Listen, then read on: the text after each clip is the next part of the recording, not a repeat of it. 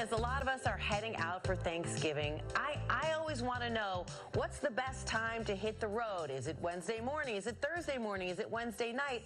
What does Allstate's data tell us about the traffic patterns?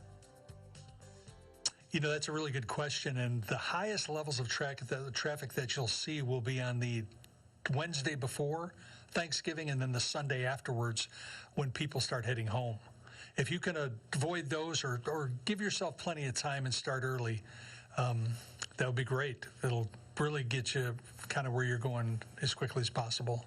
All right, let's get right into the risky behaviors, Brian, because it used to be the worst thing I could do was put on my lip gloss, you know, and be distracted and be looking in my rear view. Now I can be looking up a pumpkin pie recipe or Snapchatting a friend. I mean, the risky behaviors today that we see on the road are so numerous. What are the most dangerous?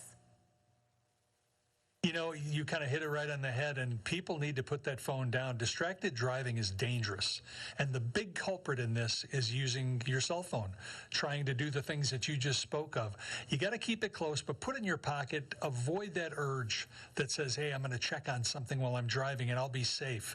It's really hard to do. When you take your eyes off the road, you're definitely putting yourself into a lot of peril. So slow down, put the phone in your pocket, get to where you're going in one piece.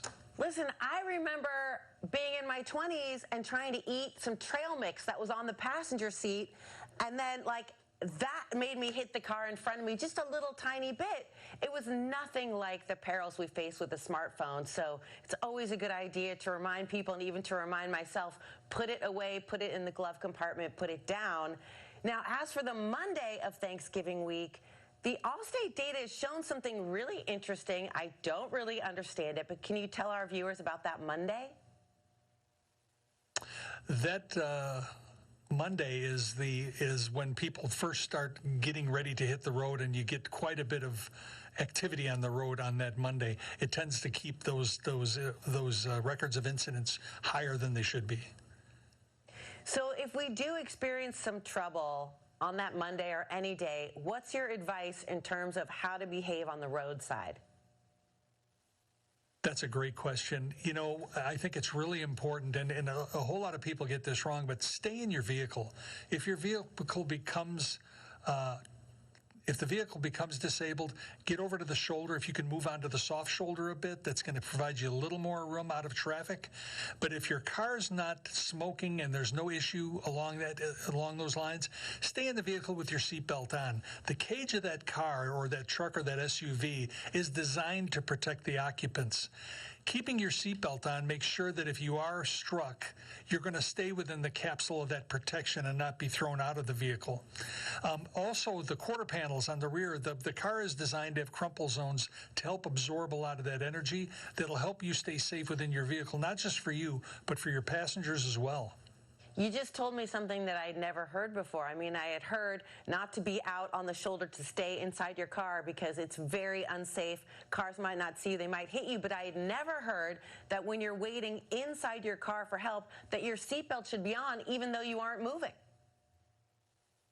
Absolutely. In fact, if you stay within the vehicle, your probability of surviving a catastrophic crash are much higher than if you're thrown from the vehicle. You can't be thrown from the vehicle if you have your seatbelt on, and the mortality rate of people that get thrown out of their vehicle is really high. You need to avoid that. Keep the seatbelt on. Stay in the vehicle until you get the help that you need. Thank you so much for these truly important reminders. Where can we go for more safety information? You can go to allstate.com, and a really important tip is that there's a link there for roadside assistance, and you don't have to be an Allstate customer to use that. Oh, that is great information. Thank you so much. Happy and safe holidays to you. You have a safe holiday as well. Thank you. The preceding portion of the Arizona Daily Mix was sponsored by Allstate.